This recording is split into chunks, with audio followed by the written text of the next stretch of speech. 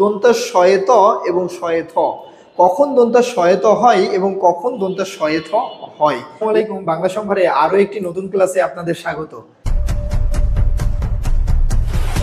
আমরা এখন যে নিয়মটা শিখবো সেটা একটু দেখেন। দন্তাশয়ে ত এবং শয়ে থ, কখন দন্তাশয়ে ত হয় এবং কখন দন্তাশয়ে থ হয়।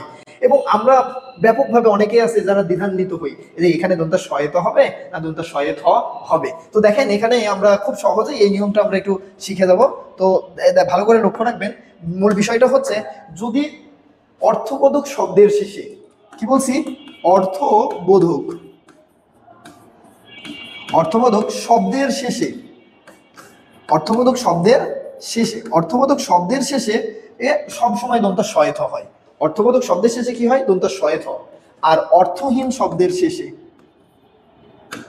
অর্থহীন শব্দের শেষে, কি বলছি, অর্থহীন শব্দের শেষে, অর্থহীন শব্দের শেষে বসে দন্তাশয়ে ত।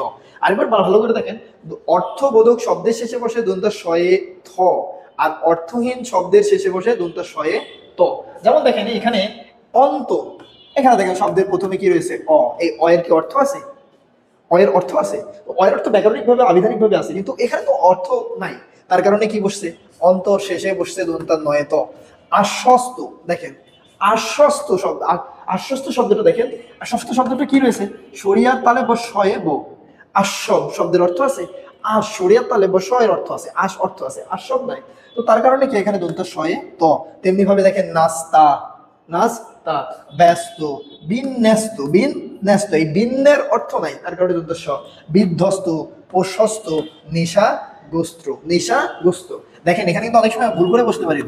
নেশা অর্থ আছে কিন্তু নেশাগ্রর অর্থ নাই, নেশাগ্রর অর্থ নাই, তাই কি এখানে দন্তাশয়ে ত। পরবর্তী দেখেন বিপদগ্রস্ত, বিপদগ্রস্ত, ক্ষতিগ্রস্ত, অভাবগ্রস্ত, বিশ্বস্ত।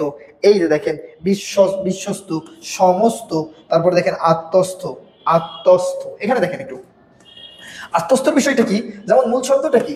মূল শব্দটা হচ্ছে আত্ম। মূল শব্দটা কি? আত্ম। আত্ম মানে কি? নিজ। আত্ম মানে নিজ। তার মানে এই আত্মর অর্থ আছে, তার কারণে কি এখানে দন্তাশয়ে থ হবে, দন্তাশয়ে থ হবে।